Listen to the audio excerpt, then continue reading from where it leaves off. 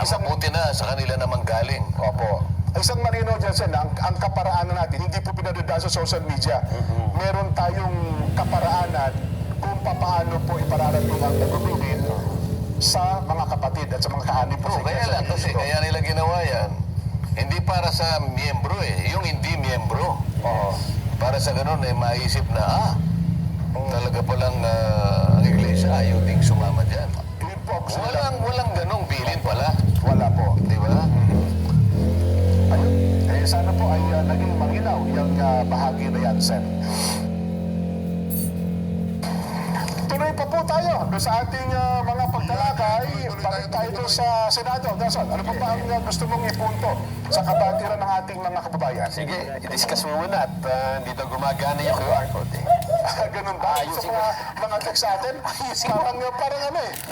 Kung binahaata tayo na. Ayusin ka muna ha. Ang lakas kasi ng ulan, baka pumahanan naman sa...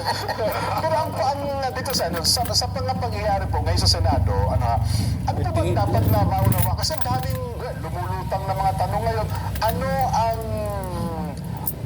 mangyayari sa susunod? Kasi sa pagsasalita po ng Senate President niyo, parang ang kinomentaryuhan niya ay ang mga miyembro ng Kamara de Representante.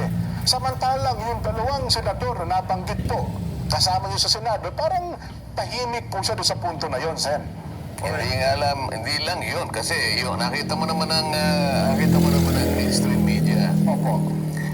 Nung nagsalita yung Diskaya at binanggit yung mga 17, ito wala akong sinasabi, binanggit lang. Opo. Hanggang doon lang tayo, binanggit. Depende na kung saan anong kapupuntahan ng pagdinig nito. Pero maliwanag na nagbanggit siya ng 17 pangalan. Opo. O tingnan mo yung mainstream media. Hindi masyadong kinagat yun eh. Pero nung nagsalita yung Hernandez at binanggit yung dalawang senador, sumambulat ka agad eh. Ayun, ang pinagtataka ko naman sa panig ng aming leader, ako naman kayo rin naman siguro napapansin ninyo eh. Pagka yung Diskaya ang nagsasalita, ayaw niyang paniwalaan. Bias na kagad no? Pagka naman yung nagsalita yung Hernandez, paniwalang paniwala. So lahat ng mga witnesses doon, mas pinaniniwala niya kaysa witnesses na ipinundar natin dito sa Blue Ribbon Committee. Hindi mo ba nakikita yung kabalintunaan? Yan, dapat sana. Yun ang hinihintay natin yung kapalintunahan di ba? Strike na ko. Yun yung pangatlong strike nitong si Soto. Yan maraming strike na yun di ba? Punong-puno na ho ng strike yung mama na yan. Anak ng Petrang Garabata, mantakin nyo. Senado, iyo yun di ba? Kabaro mo yun At alam mo yung mga nandun, hindi basta-basta nabibili ng pera, di ba? O ngayon, nagsalita sa House of Representatives, yung nagpapatalo ng bilyon-bilyon sa kasino. Mas pinapaniwalaan mo niya yun. Pambihira talaga, oo. Nabahala siya sapagkat binanggit ang dalawa sa kasama namin. Pero wala kaming makita na Kung mo ba hindi nabanggit, halimbawa, walang nabanggit na gusto ba niya, si Diskaya nagbanggit din ng na senador, gano'n ba? Bakit bang gugustuhin niya yun si Senate President? Yan. Nakuha mo ba yun? Tama, Dagdagan mo pa na yung Diskaya talaga namang kalabang politika ng kanyang pamangkin. Sana yung ganong mga pagbibigay niya ng komento, kakitaan sana siya ng pagiging objective sana. Ito maliwanag na na may kinikilingan na siya.